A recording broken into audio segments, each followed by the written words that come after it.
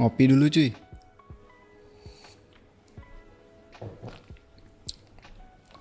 Aduh enak banget.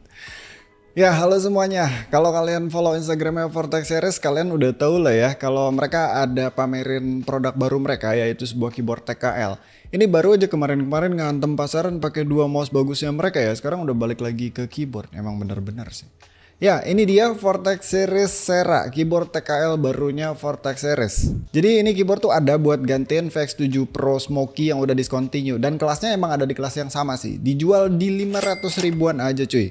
Dia ada 3 varian switchnya, ada Outemu Jet White sama ada Huano Red dan juga Brown. Kayak biasa kalau minat sikat pakai link yang ada di deskripsi di bawah. Nah buat varian warnanya dia ada 3 jenis, ada Arctic, Bloom sama Bronze. Yang Arctic sama Bloom ini lebih ke beda aksen keycapsnya doang ya, soalnya dia base colorway keycapsnya tuh sama aja, dia hitam sama abu tua, legendnya putih. Cuma gue nggak tahu kenapa ini base colorway-nya tuh Vortex Series simpen warna abu-abunya tuh di modifier. Soalnya buat gue sendiri sama mungkin buat beberapa orang juga based on kebanyakan game kaki caps yang beredar ya. Itu biasanya orang lebih suka modifiernya itu warnanya lebih gelap daripada alphanya kecuali untuk warna-warna tertentu. Cuma untungnya di sini karena dia warna abunya tuh gelap banget jadi nggak gitu kontras sama warna hitamnya sih. Nah kalau yang bronze ini warnanya Noctua banget, asli ini cakep banget sih dilihat langsung.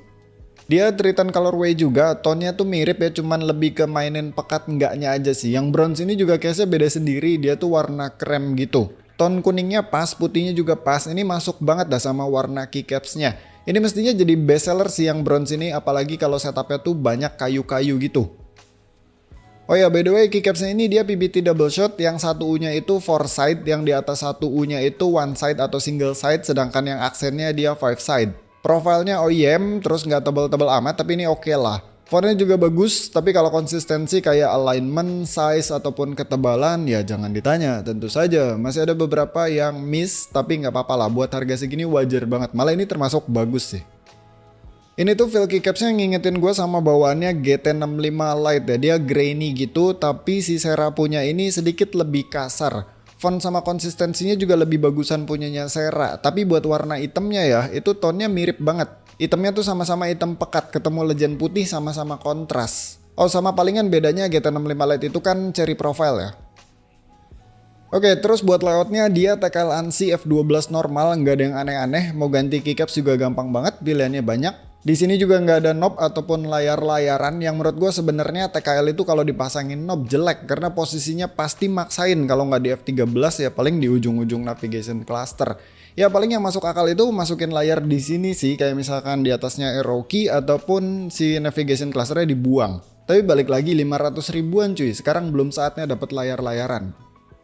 Lagian kalau ngeliat dari bentuk case-nya yang banyak garis-garis, nggak kaku tapi nggak curvy juga, gue lebih demen klasik TKL kayak gini aja sih, nggak perlu nambahin macem-macem. Ya emang di sini ada RGB strip dikit, oke lah, ini kelihatan manis kok, walaupun panjangnya agak nanggung ya karena nggak full. Tapi emang kalau ngeliat dari layout PCB-nya dia tuh udah deketan banget sama MCU dan dioda, makanya dia nggak bisa full. Buat pecinta lampu-lampuan, RGB stripnya ini nggak cuma di atasnya arrow doang, tapi di samping case-nya juga dia ada side glow. Ini diffusernya cakep banget cuy, dia pekat gitu loh, jadi biji-biji LED-nya tuh nggak bocor. Dan ini side glow-nya bisa dimatiin juga kalau kalian nggak suka lampu-lampuan. Di bawah juga dia udah lengkap, ada 2 kickstand, sekaligus udah ada rubber fit-nya juga. Sama ini unik nih, di product information-nya itu ada shortcut macem-macem. Ini kayaknya efek gara-gara buku sakti itu nggak pernah dibaca ya. Tapi ini bagus sih idenya ya. Soalnya kalau kita mau tahu shortcut macam-macam itu nggak perlu buka boxnya buat cari buku saktinya, tapi tinggal lihat di bagian bawah keyboardnya juga. Sekaligus di sisi lain ya, jadi nggak perlu cantumin shortcut di sub-legendnya keycaps. Soalnya sekarang kayak 2023 udah nggak zaman kali ya nyantumin shortcut di sub-legendnya keycaps. Oke, terus untuk di bagian atas sini, di tengah ya dia ada port USB-C, terus di kanan kirinya nih ada 2 buah switch. Yang satu ini switch untuk Windows Mac mode, sama satu lagi adalah switch on off, tapi ini bukan on off wirelessnya, ini adalah on off untuk backlightnya. Yes, soalnya keyboard ini koneksinya itu wired only alias kabel doang cuy. Ya jadi gimana, dari luar udah kelihatan mantep banget ya nih keyboard. Cuma sebenarnya ada satu hal yang gua kurang suka sama case-nya Sera ini, yaitu soal front height.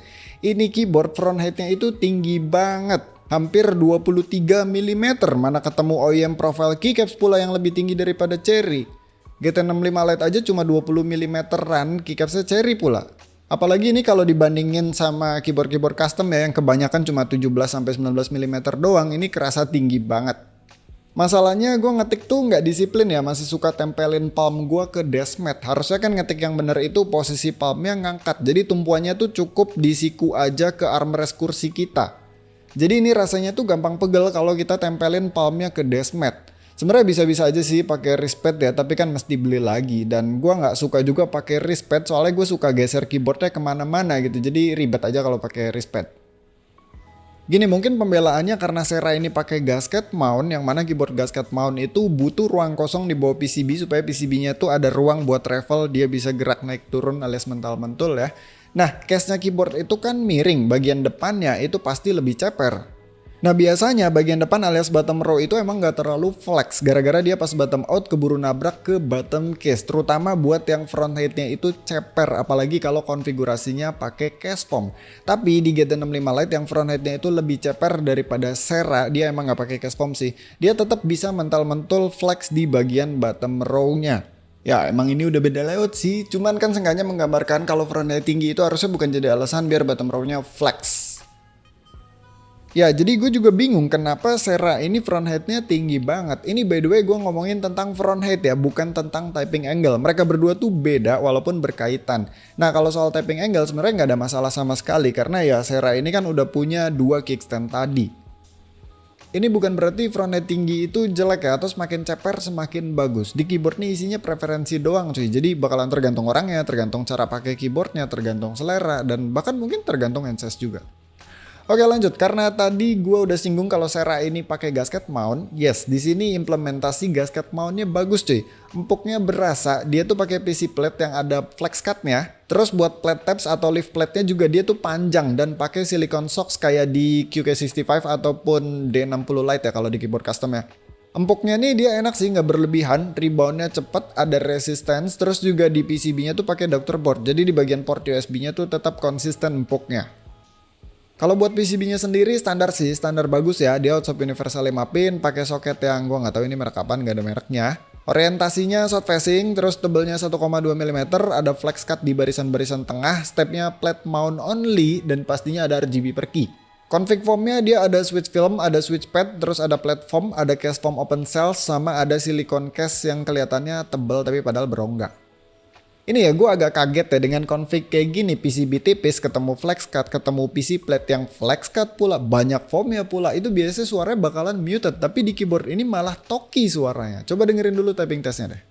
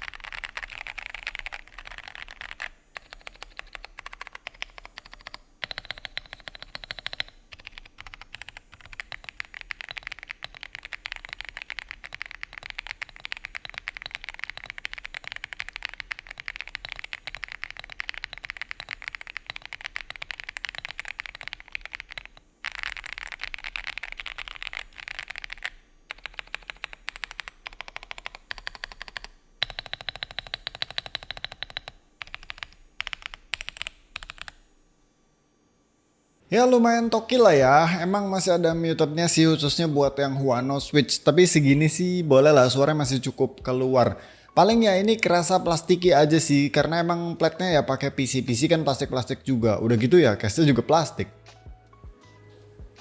Oh ya buat Huano Red sama Brown-nya gue nggak perlu bahas lah ya, feel-nya gitu-gitu aja. Paling kalian penasaran sama Otemu Jet White-nya kan? Ini switch enak sih, dia long pole, preloop udah smooth terus nggak pingi. Tumben nih ya Otemu bawaan board pre-build nggak pingi. Suaranya ini bacot sih, di Sera nih toki tapi nggak gitu deep ya. Maksudnya dia tuh lebih ke jedar-jedor bukan yang kalem gitu. Kenceng banget emang ini suaranya. Oke, terus apa lagi ya? Kelengkapan kali ya. Kelengkapan standar sih ada USB-C, 2-in-1 puller, accent keycaps, buku sakti, sama dust cover. Kalau buat softwarenya ini udah bagus, dia bisa buat mapping key, bisa atur event layer juga. Bahkan ini eventnya tuh bisa dijadiin toggle key. Terus buat makro juga ya pastinya bisa. Buat pengaturan lampu-lampuannya juga ini lengkap banget. Ada pengaturan-pengaturan standar kayak mode, brightness, speed, direction yang kayak gitu-gitu. Dan di sini ada pengaturan RGB per key buat kustomisasi sendiri. Bahkan di menu di bawahnya ini ada pengaturan RGB per key tapi pakai mode-mode. Ini udah kayak di software gear-gear mahal nih, kayak di iQ misalkan. Ya sama terakhir dia ada mode musik juga buat RGB-nya. Ya jadi segitu aja kali ya, kayaknya udah ke cover semua sih. Oh ya sama sebelum ada yang nanya nih, Bang mendingan share apa GT65 Lite? Mohon maaf, layoutnya beda. Dan buat gue ya kalau layout atau form factornya beda itu udah nggak bisa di compare karena itu menyangkut tentang kebutuhan dan kebutuhan itu harus diprioritaskan. Contohnya gini, kalau kalian sehari-hari itu butuh pakai F-Raw ya, F1 sampai F12 ya, otomatis jangan lirik layout atau form factor di bawah 75% karena di situ nggak ada F-Raw. Dan kalau kalian harus selalu pakai FN itu bakal merepotkan diri sendiri. Jadi prioritaskan layout dulu. Kebetulan juga di sini itu keduanya kalau kasusnya Sera sama GT65 Lite ya, dua-duanya itu menawarkan price to performance yang bagus. Jadi fokus ke layoutnya aja. Lebih suka layout TKL apa 65%. Gitu aja. Soalnya nih ya kalau gue perspesifik lagi didetailin, Bang suaranya lebih bagus yang mana menurut lo? Lebih bagusan Sera? Udah. Tapi itu kan preferensi juga. Siapa tahu orang nggak suka Toki, lebih sukanya muted. Yang mana GT65 Lite itu lebih muted. Jadi repot juga. Udah dah terserah Anda lah mau beli yang mana lah. Udah segitu aja videonya ya. Thank you udah nonton. Sampai ketemu di video selanjutnya. Bye. Pusing kan?